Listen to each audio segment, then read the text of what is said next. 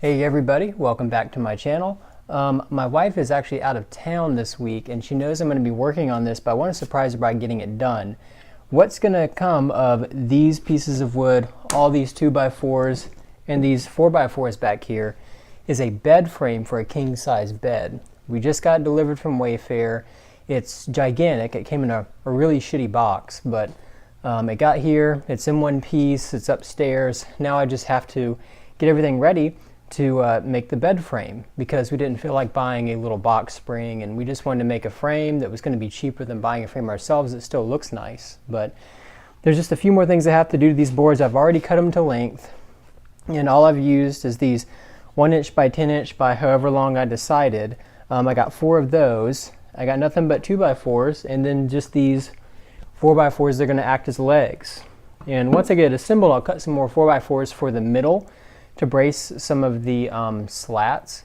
But the great part is it's going to be all done myself. I'm going to be using my router to smooth out some of these edges so they're not quite so sharp, and just a little 1/4 inch radius router bit, and I think it's going to go well. And if you've never seen a router in use before without any sort of a vacuum on it, it's going to get pretty messy.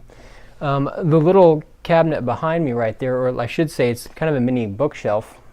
I actually built that for my dad for Father's Day, so I'll be giving that to him on Sunday, and actually I'll be giving it to him on Saturday, the day before Father's Day, and I think he'll really like it. He'll be using it in his store in Helen, Georgia, to store some pocket knives on and whatnot that's for sale.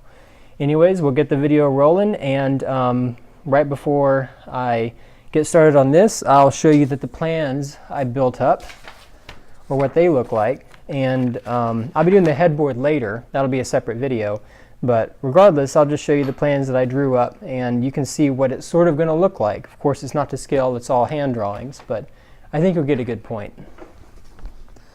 Alright, so these are the plans that I drew up, and all it is this is going to be the frame, and I'll put the frame on there and everything and build it out after I get the bottom part done, or I should say the headboard.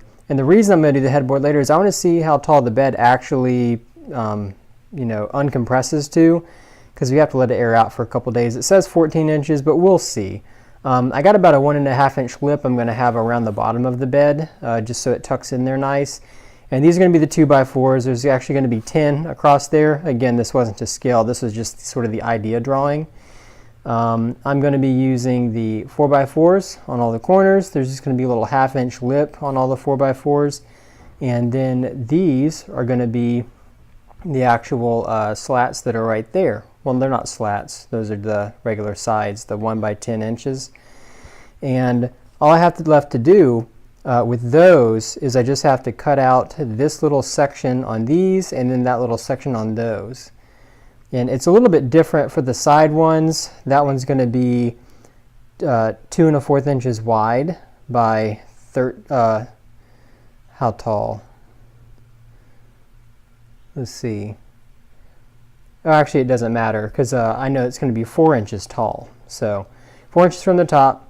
On the side ones, I'm cutting it in on both sides 2 1/4 inches, and then for the front ones, I'm cutting it in 3 inches, and the reason that they're not the same is because this front part is going to overlap the side part here, but in order for me to make them go to the same point, the front has to be slightly longer than the sides. But hopefully you'll get that as I'm doing it, and I hope you really enjoy the video.